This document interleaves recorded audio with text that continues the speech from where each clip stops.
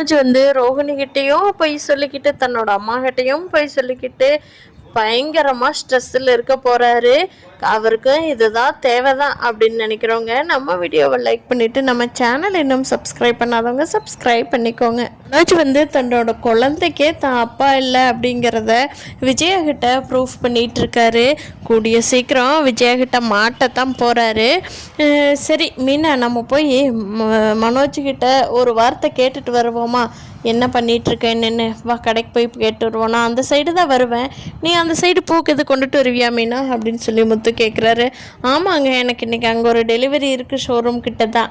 ஒரு 11 மணிக்கு நாங்கள் வந்துடுறேன், நீங்களும் வந்துடுறீங்களா அப்படின்னு சொல்லிட்டு மீனாவும் முத்துவும் அங்கே மனோஜோட கடைக்கு போகிறாங்க. போய் அவனை தனியாக நேரில் மீட் பண்ணி பேசிட்டு வரலாம் அப்படின்னு சொல்லிட்டு உள்ளே போகும்போது அந்த கனகாங்கிற பொண்ணு கடையில் தான் இருக்காங்க. அப்போது முத்துவும் மீனாவும் பார்த்துட்டு, என்னம்மா எங்களெல்லாம் அடையாளம் தெரியுதா அப்படிங்கிறாங்க. ஓ, உங்களை தெரியாமல் என்ன, என் கல்யாணத்துக்கு நீங்கள் தானே டெக்கரேஷன் பண்ணீங்க, எனக்கு நல்ல ஞாபகம் இருக்குது அப்படின்னு சொல்கிறாங்க அந்த பொண்ணு. அப்படியே அம்மா, பரவாயில்லையே, நல்லா ஞாபகம் வச்சுருக்கியே. ஆமாம், அம்மா வந்திருக்காங்களா கடைக்கு அப்படிங்கிறாங்க. இல்லை, நான் மட்டும்தான் வந்தேன் அப்படிங்கிறாங்க. அம்மா இல்லாமல் நீ எதுக்குமா தனியாக வந்த, உன்னை எதுக்கு அம்மா தனியாக அனுப்பி வச்சாங்க அப்படிங்கிறாங்க. அதுதான் எனக்கு கல்யாணம் ஆயிடுச்சல்ல, என் வீட்டுக்காரரை கூட எங்கள் அம்மா அனுப்பி வச்சாங்க அப்படிங்கிறாங்க. என்னது, உன் வீட்டுக்காரர் இங்கே வந்திருக்காரா அப்படிங்கிறாங்க. ஆமாம், அவர் இங்கே தான் இருக்காரு அப்படிங்கிறாங்க. யார் அப்படின்னு சொல்ல நேராக மனோஜ்கிட்ட கை நீட்டி அந்த பொண்ணு சொல்கிறாங்க, இவங்க தான் என் வீட்டுக்காரரு அப்படின்னு சொல்லி. அந்த சமயம் கரெக்டாக மொட்டைய மனோஜ் கூட இருக்கிற இன்னொருத்தர் நின்றுட்டுருக்க, அவர் தான் வீட்டுக்காரருன்னு சொல்லி மனோஜ் எப்படியோ முத்துக்கிட்டேயும் மீனாகிட்டையும் சொல்லி இந்த பொண்ணை தனியாக அனுப்பிச்சி வச்சு அவரையும் தனியாக கூட்டிகிட்டு போக சொல்லி மொட்டைன்னு சமாளிக்க சொல்லி செய்ய காட்டி அந்த மொட்டைன்னு மனோஜ் எப்படியோ ஒரு வழியாக சமாளிச்சிட்டாங்க. அந்த பக்கத்தில் இருக்கிறவர் தான் அந்த பொண்ணோட வீட்டுக்காரர் அப்படின்னு சொல்லி இதை வந்து முத்து மீனாவும் ஓகே பண்ணிட்டாங்க. ஆனால் முத்துவுக்கு வந்து அந்த பொண்ணு மனோஜ் திரும்பி திரும்பி பார்த்துட்டு இருக்குது. மீனா எதுக்கு அப்படி பார்க்குது அப்படின்னு சொல்லி மனோஜ் பக்கத்தில் இருக்கும்போதே கேட்குறாங்க.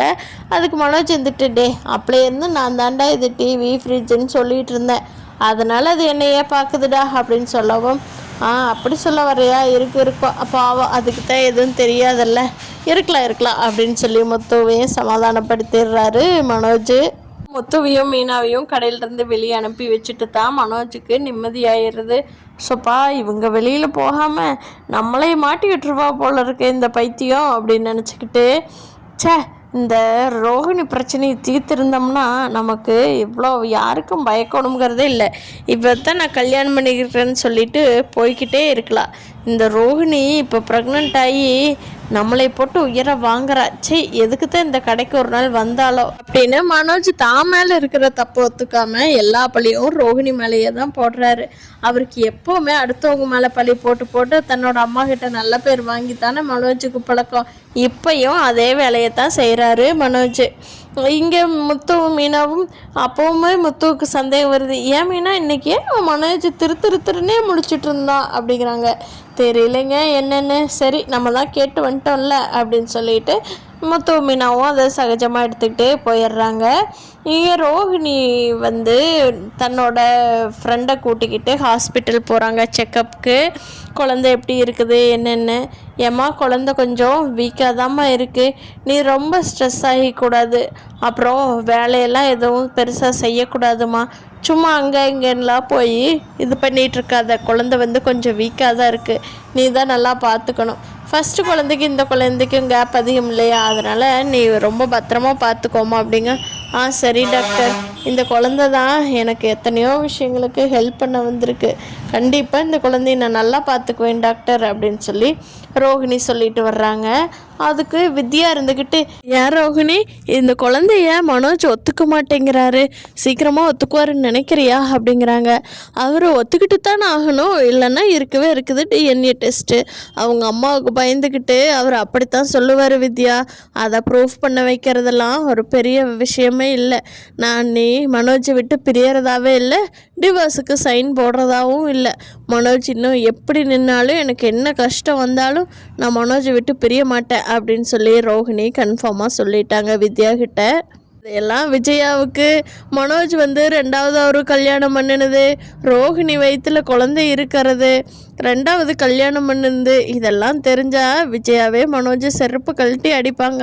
ஏண்டா கல்யாணம் பண்ணினேன், அப்புறம் ஏண்டா ரோஹிணி கர்ப்பமானா, அப்படி ரோஹிணி கர்ப்பமானா அந்த பொண்ணு ஏண்டா கல்யாணம் பண்ணினேன், கிட்ட டிவோர்ஸ் வாங்க வரைக்கும் உன்னால் அமைதியாக இருக்க முடியாதாடா, உன்னை நம்பி நான் அத்தனை பேர்த்துக்கிட்டையும் எதிர்த்து மனோஜை போட்டு அடி வெளுத்து வாங்க போகிறாங்க விஜயா செருப்பாலேயே.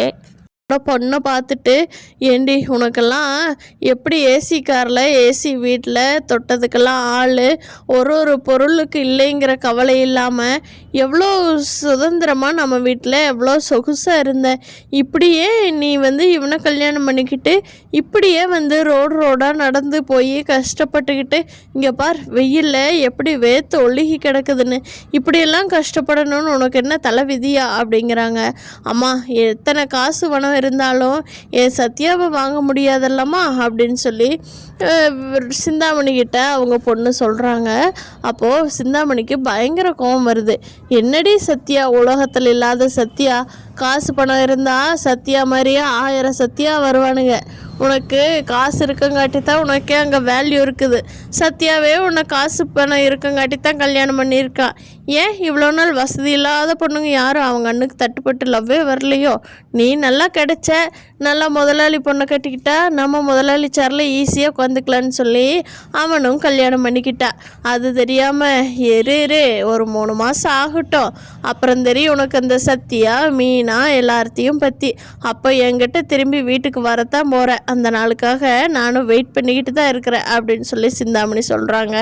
அப்போ அவங்க பொண்ணே சொல்கிறாங்க, அம்மா கண்டிப்பாக அப்படி ஒரு நாள் வராது, என்னை பார்த்துக்குங்க, எனக்கு கஷ்டம் அப்படின்னு சொல்லி ஒரு நாள் கூட உங்ககிட்ட நான் வரமாட்டேன், ஏன்னா சத்யா என்ன அப்படி பார்த்துக்குவான், உங்களுக்கு அவனை பற்றி தெரியல, உங்களுக்கே இன்னும் கொஞ்ச நாள் போனால் தான் தெரியும் அப்படின்னு சொல்லி சொல்கிறாங்க.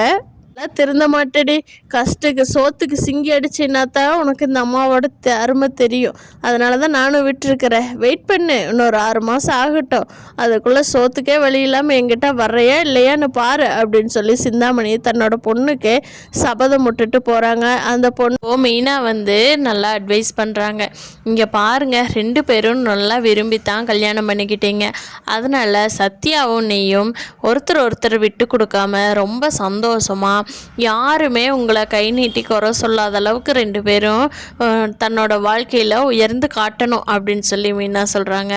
அக்கா கண்டிப்பாங்கக்கா, நீங்களாம் தான் எங்களுக்கு இன்ஸ்பிரேஷனாக இருக்கிறீங்கள, நானும் சத்யாவும் எப்படி வாழ்க்கையில் முன்னேறி காட்டுறேன்னு ஒரு நாள் எங்கள் அம்மாவே ஆச்சரியப்பட்டு பார்க்கத்தான் போகிறாங்க, அந்த நாள் ரொம்ப தொலைவில் இல்லை, சீக்கிரமாக வந்துடும், அதுக்கான எஃபர்ட்டெல்லாம் நானும் சத்யாவும் பயங்கரமாக யோசிச்சுட்ருக்கோம் அப்படின்னு சொல்லி அவ்வளோ பாசிட்டிவாக பேசுகிறத பார்த்துட்டு மீனாவே ரொம்ப சந்தோஷமாக இருக்காங்க. இந்த வீடியோ பிடிச்சிருந்தா லைக் பண்ணிக்கோங்க, நீங்கள் என்ன நினைக்கிறீங்கன்னு கீழே கமெண்ட் பண்ணுங்கள். தேங்க்யூ.